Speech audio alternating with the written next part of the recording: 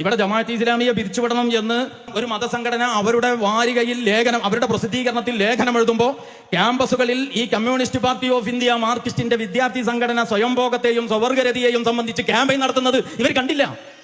Gender neutral മാനസികാവസ്ഥയിലേക്ക് പെൺകുട്ടികളെ കൊണ്ടുവരാൻ വേണ്ടിയാണ് അവരെ കൊണ്ട് ഫാൻഡിടിക്കുന്നത്. ഹെട്രോ നോർമറ്റീവ് ആയിട്ടുള്ള അവസ്ഥയിൽ നിന്ന്. എന്താ ഹെട്രോ നോർമറ്റീവ് എന്ന് പറഞ്ഞാൽ? ആണും പെണ്ണും തമ്മിലാണ് പ്രകൃത്യ ആകർഷണം ഉണ്ടാവുക. ആണിന് ആണിനോടോ പെണ്ണിന് പെണ്ണിനോടോ ആകർഷണം തോന്നുന്നുവെങ്കിൽ അത് നോർമൽ അല്ല. അതിനാണ് ഹെട്രോ നോർമറ്റീവ് എന്ന് പറയുന്നത്.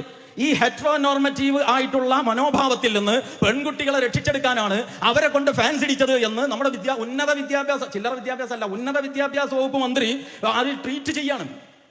അപ്പൊ ഈ ശൈഖുനക്കും കൂട്ടർക്ക് ഒരു കുഴപ്പമില്ല. നോക്കണം നിങ്ങൾ, മുട്ടിന് മുഴത്തിന് മദ്യഷാപ്പുകൾ ഒഴുക്കി ഇവർക്കൊരു പ്രശ്നമില്ല. ഈ പറയുന്ന ഇസ്ലാം മലപ്പുറം ജില്ലയെക്കുറിച്ച് മാത്രമല്ല, കേരളത്തെക്കുറിച്ച് മാത്രമല്ല, മുസ്ലിം സമൂഹത്തെ ഭീതിയുടെ സംശയത്തിന്റെ നിഴലിൽ നിർത്തുന്ന പ്രസ്താവനകൾ ഇവരുടെ ഇടതുപക്ഷത്തിന്റെ നേതാക്കന്മാർ, മാർക്കറ്റ് പാർട്ടിയുടെ നേതാക്കന്മാർ മാറി നടത്തി. ഇവർക്കൊരു പ്രശ്നമില്ല. ആർക്ക്? ഈ ശൈഖനമാർക്ക്. ഈ ദീനിനെ എക്കാലത്തും തലമുറകളെ നശിപ്പിച്ചിട്ടുള്ളത് ഒന്ന് ഇത്യാദി ഭരണാധികാരികൾ, അവർക്ക് ചൂട്ടുകുടിക്കുന്ന പുരോഹിതന്മാർ. അതാണ്. നിങ്ങൾ ഫറോവയുടെ കഥ വായിച്ചു നോക്കുക. അവിടെ ഒരു സാമിരിയുണ്ട്. റസൂലിന്റെ ആസാരം കൊണ്ട് തന്നെ മുമ്പേയും പരിപാടി. ഞാൻ അതിനെക്കുറിച്ച് പല വേദികളിലും പ്രസംഗിച്ചിട്ടുണ്ട്. അള്ളാഹുവിനേക്കാൾ പ്രാധാന്യം പ്രവാചകന്, പ്രവാചകനേക്കാൾ പ്രാധാന്യം പ്രവാചകന്റെ ആസാറുകൾക്ക്, പ്രവാചകന്റെ ആസാറുകളേക്കാൾ പ്രാധാന്യം ആ ആസാറുകൾ കണ്ടുപിടിച്ച് കൊണ്ടുവരുന്ന മൗലാനക്ക്, അതിനേക്കാൾ പ്രാധാന്യം അതിന്റെ ചുറ്റിലും വരുന്ന ടൗൺഷിപ്പിന്. ഒരു പുരോഹിതന്റെ കയ്യിൽ ഒരു പ്രവാചകൻ എങ്ങനെ കച്ചവടച്ചരക്കാവും എന്നതിന്റെ മികച്ച ഉദാഹരണമാണിത് എന്ന് കുറെ വർഷങ്ങൾക്ക് മുമ്പ് ഞാൻ നടത്തിയ ഒരു പ്രസ്താവനയാണ്. എപ്പോഴാണെന്നറിയോ നിങ്ങൾക്ക്? ഒരു ദിവസം ഞാൻ കുറച്ച് മാസങ്ങൾക്ക് ഗൾഫിലേക്ക് പോയിട്ട് തിരിച്ചു വന്ന് നോക്കുമ്പോൾ നമ്മുടെ ഗ്രാമങ്ങളിലും ടൗണുകളിലും ഒക്കെ നമ്മുടെ മുടി മസ്ജിദ് എന്ന് പറയാൻ എൻ്റെ മനസ്സ് സമ്മതിക്കുന്നില്ല. അതിന്റെ ഫോട്ടോ, അതിന്റെ വലിയ ഫോട്ടോ കട്ടൗട്ട് നിങ്ങൾക്ക് ഓർമ്മ ഉണ്ടാവും.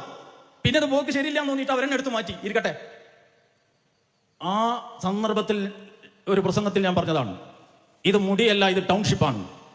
അള്ളാഹുവിനേക്കാൾ പ്രാധാന്യം പ്രവാചകന്, പ്രവാചകനേക്കാൾ പ്രാധാന്യം പ്രവാചകന്റെ ആസാറുകൾക്ക്, പ്രവാചകന്റെ ആസാറുകളേക്കാൾ പ്രാധാന്യം അത് കണ്ടുപിടിച്ച് കൊണ്ടുവരുന്ന ആൾക്ക്, അദ്ദേഹത്തിന്റെ അതിനേക്കാൾ പ്രാധാന്യം ഈ മുടി സൂക്ഷിക്കുന്ന കേന്ദ്രത്തിന്റെ ചുറ്റും തുടർന്നു വരുന്ന ടൗൺഷിപ്പിന്, ഉയർന്നു വരുന്ന ടൗൺഷിപ്പിന്. നിയമപരമല്ലാതെ പലതും ഒപ്പിച്ചു. അപ്പൊ സ്വാഭാവികമായിട്ടും പ്രശ്നമുണ്ട്. ആ പ്രശ്നം പരിഹരിക്കാൻ ഇവർ കണ്ടെത്തുന്ന വഴിയാണ് ഈ ജമാഅത്തിന് നേരെ കാണിക്കുന്ന ഈ ഒരു വിരോധം എന്ന് നിങ്ങൾ നോക്കണം. അപ്പൊ ഇവർക്ക് ഇസ്ലാമിനോട് എത്ര ഹുബ്. അതാണ് ഇവിടെ. ഇപ്പൊ ഞാൻ അതിലേക്ക് പോയത് ഇത് പറയാനാണ്, വേറെ ഒന്നും ഇപ്പൊ എന്റെ വിഷയമല്ല.